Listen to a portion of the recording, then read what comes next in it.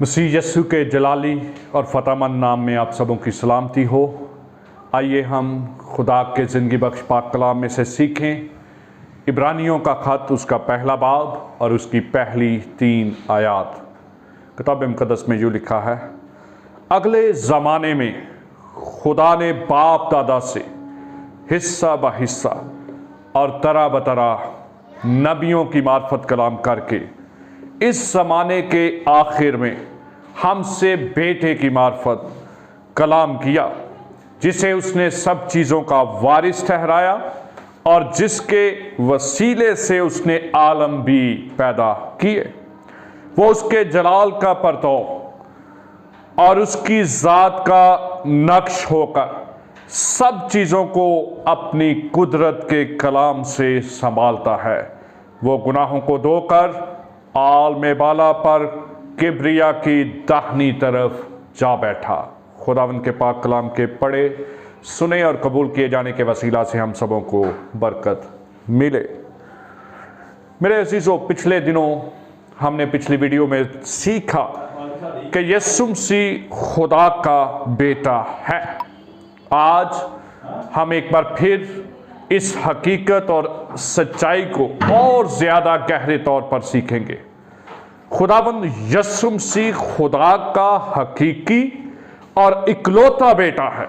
इस बात को याद रखने की ज़रूरत है। ये खुदावंद यीशु मसीह का खुदा का बेटा होना कोई लक़ब नहीं है, कोई खिताब नहीं है उसका। यीशु मसीह खुदा का हकीकी और इकलौता बेटा है। इस बात को हमें याद रखना है और इसी पर ईमान रखना है। मेरे अजीज़ों, जिस आयत पर हम गौर करेंगे वो 3री आयत है। वो उसके जलाल का परतौ और उसकी ज़ात का नक्श होकर सब चीज़ों को अपनी कुदरत के कलाम से संभालता है। यूनानी ज़बान में जलाल के परतौ के लिए जो लफ्ज़ इस्तेमाल हुआ है उसका मतलब है जैसी खुदा बाप की फितरत है वैसी ही खुदा के बेटे यीशु मसीह की फितरत है। यानी कि बाप और बेटे दोनों की फितरत एक है। खुदा बाप और खुदा के इकलौते बेटे यीशु मसीह का जौहर एक है, उनकी फितरत एक है और उनकी ज़ात एक ही है। खुदावंद यीशु मसीह ने फरमाया, यूहन्ना की अंजील उसके 10वें बाब और उसकी 30वीं आयत में हमें यह बयान मिलता है। यीशु मसीह ने फरमाया, मैं और बाप एक हैं। और खुदावंद यीशु मसीह ने यह भी फरमाया कि मैं बाप में से निकला हूं। मेरे अजीज़ों, खुदावंद यीशु मसीह खुदा का इकलौता और हकीकी बेटा है। उसकी ज़ात का नक्श होने के लिए जो यूनानी ज़ुबान का लफ्ज़ यहाँ पर इस्तेमाल हुआ है उसका मतलब है डुप्लीकेट, एग्जैक्ट वही चीज़ जो पहले मौजूद है। यानी कि जैसा बाप है वैसा ही बेटा है। वो सारी सफ़ात, वो सारी अलूहियत की मामूरी जो बाप की है वो बेटे के अंदर सकूनत करती है। क्योंकि पौलुस रसूल अपने ख़त में बयान करता है, अलूहियत की सारी मामूरी उसी में पोशीदा है और उसी में सकूनत करती है। मेरे अजीज़ों, खुदा बाप की सारी सफ़ात जो हैं वो खुदा के बेटे यीशु मसीह के अंदर भी मौजूद हैं। अगर खुदा कादिर मुतलक है तो उसका इकलौता बेटा यीशु मसीह भी कादिर मुतलक है। खुदा की ये सिफत है कि वो हमाजा है, वो हर जगह मौजूद है। खुदा के बेटे यीशु मसीह की भी ये सिफत है कि वो हर जगह मौजूद है।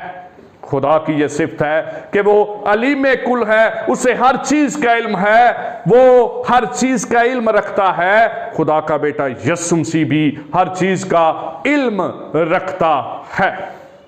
खुदा की ये सिफत है कि खुदा मुनसफ है, वो रहीम है। खुदा के बेटे के अंदर भी ये सारी सफ़ात मौजूद हैं। जैसा बाप है वैसा ही उसका इकलौता बेटा है। मेरे अजीज़ों, हमें इस बात को याद रखने की ज़रूरत है और इस हकीकत और सच्चाई पर ईमान रखने की ज़रूरत है। खुदा का बेटा होना यीशु मसीह का कोई लक़ब या खिताब नहीं है, वो खुदा का हकीकी और इकलौता बेटा है, उस जैसा और कोई खुदा का बेटा नहीं है।